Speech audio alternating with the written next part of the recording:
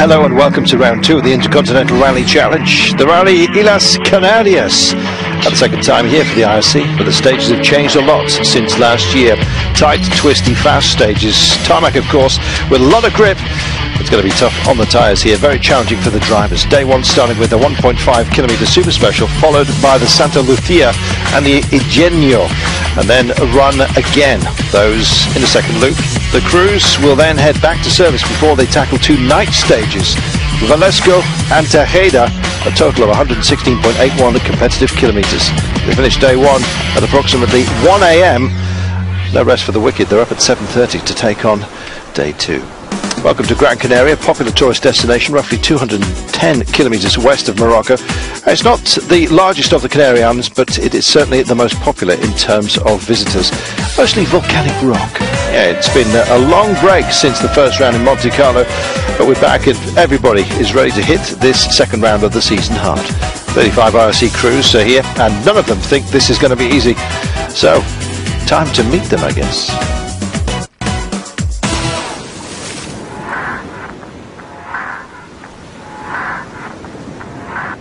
Johan, yes, it was close here last year for the reigning IRC champion. Yes, he just missed out on the win in 2010. Asphalt has never been his strong point, but he's getting better and better. I think this year the fight is even more tough than last year, more drivers now, so we cannot get nothing free, but I really try to do my best and would like to win this rally. Fellow Skoda driver Jan Kopecki took the win here last year. In fact, it was the last win he had in the IRC. Will he be able to repeat that performance on this island?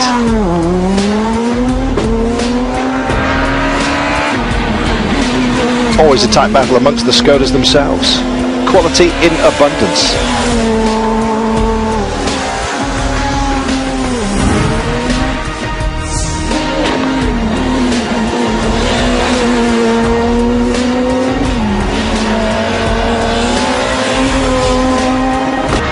Last year it was really good rally for us, and this year they changed the stages quite much. So it's again the new challenge, but I believe that we have a perfect car for this with a great setup, so we try to do our best to win again. And if you had to put some money on, probably Kopecki would be a very, very good bet. Ultimate at adapting very, very quickly to different challenges. Andres Mikkelsen off the back of winning in Corsica last month. Yes, second in the Trofeo Rally Terra, Andreas Mikkelsen is looking definitely good. Take pleasure, we'll manage. But you know, to get our RC campaign back on track, really, it's in Monte Carlo we didn't finish, so no points. So we definitely need some points now. Getting the feeling with the car, he says it's a question of balance, and some say he's got it just right.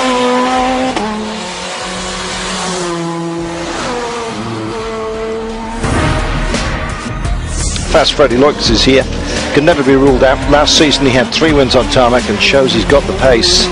We know he has. I'm feeling very well because every rally I did until now in the IRC, it was going well, so it gave me quite a good boost, that gave me a lot of confidence. I know it will be a new rally for me and not have been here last year, but that doesn't change anything. I will go flat out. Going flat out. He said they recorded the notes in the morning, incidentally. They played them back during the service break and adapted the notes in the afternoon. Clever stuff from Freddie.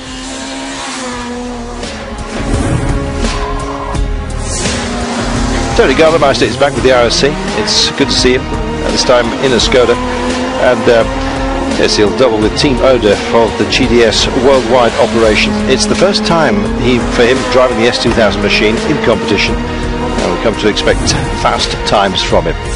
Brian Bouffier, the man currently leading the 2011 IRC table. Yeah, the Frenchman, fantastic display in Monte Carlo. So what can we expect from round 2? Back-to-back win? Who knows? I don't think much is going to change, to be honest. My aim is always the same, and that's to get the best result possible. And if I'm the IRC leader, then, you know, I'm not going to dwell too much on it. This is a long, long season, he says. Wise words from the young man.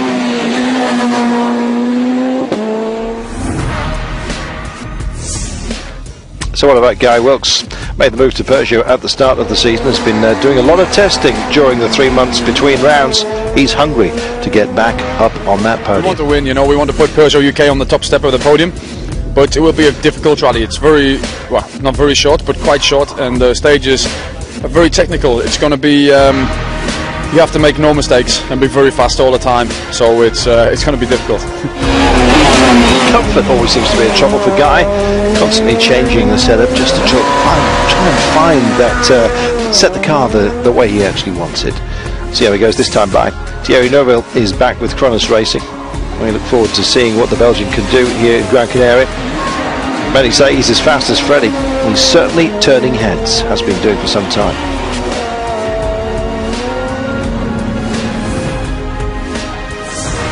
Bruno Magalhaes, well, quickest in the testing here last year, liking these stages to Madeira.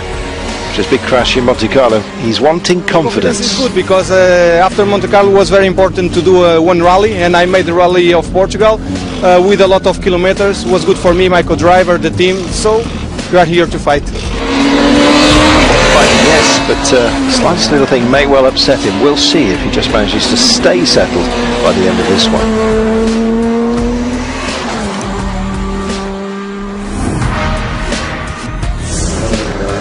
And watch out for local talents. Jonathan Perez in the Peugeot 207 S2000. Yeah, wild cards.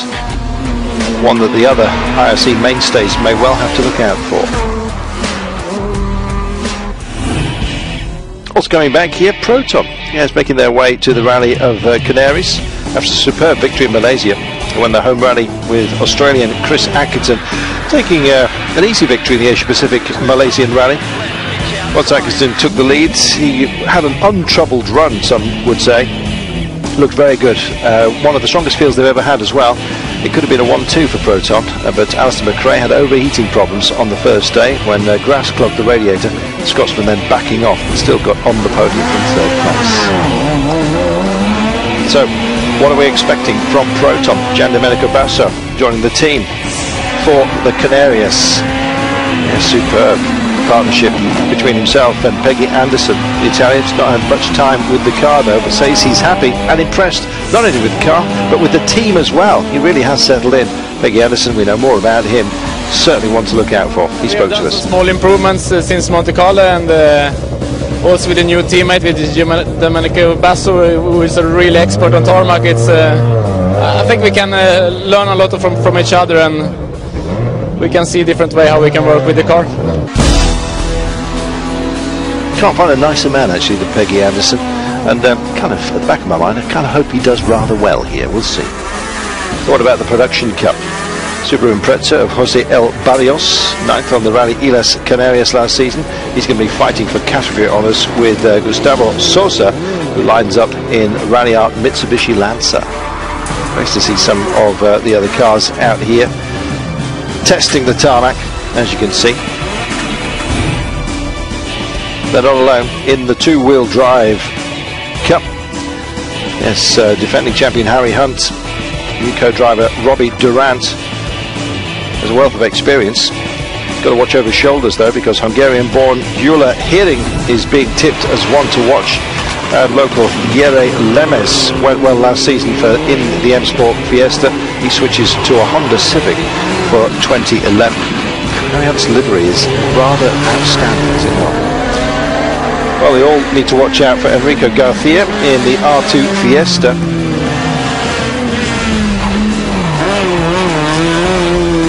That's Lemes in his Honda, but that R2 Fiesta is going to pose a threat, you can be sure of that. They all have a chance to score points in the two-wheel drive IRC Drivers' Championship here as well. And it could be a little bit of a mixed affair in the two-wheel drive event. All classes here, keenly contested.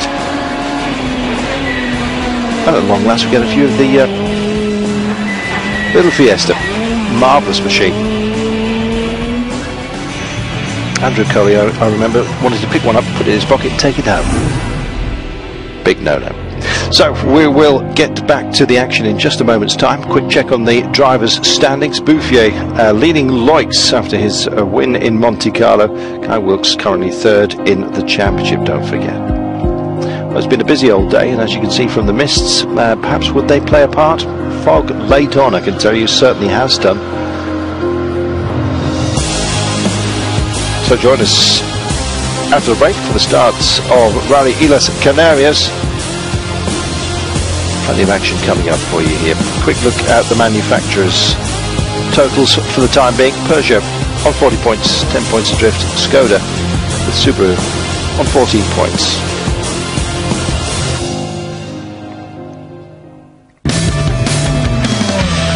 Been a busy day. We'll have action for you and a brief chat with those who've done well and indeed those who haven't. We'll be back in just a few moments' time still.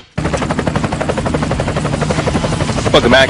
On the first day, 8 stages awaiting the drivers, 3 loops to go, and 2 similar loops in the third stages at the start of the day. Yes, 2 night stages to finish the day. So for a total of 410 kilometres with 116 kilometres of the stages here. A lot of transition as well. Rally starting with a super stage on the karting track, 1.5 kilometres only. A little bit of excitement for the drivers, a bit of fluff, some might say. Well, first super stage here on this karting track south of Gran Canaria Island. And first on the road, Brian Bouffier, IRC leader after Monte Carlo. Best time though, Guy Wilkes, 7th on the road he was.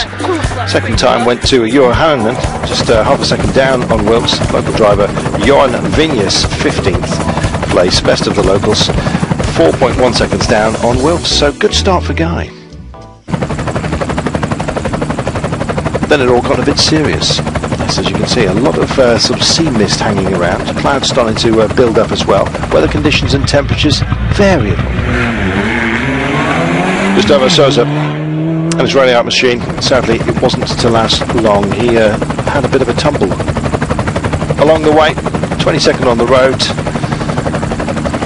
running 33rd after the opening stage, and as you can see, just got it a little bit wrong. Well, actually rather a lot wrong, straight into the rocks, and that was it, unfortunately.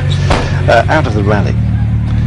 Jere Lemes on his Honda, another early retiree. 21st on the roads, one of 3 Hondas indeed on the entry list, and a shame to see the attrition rate so high so early on.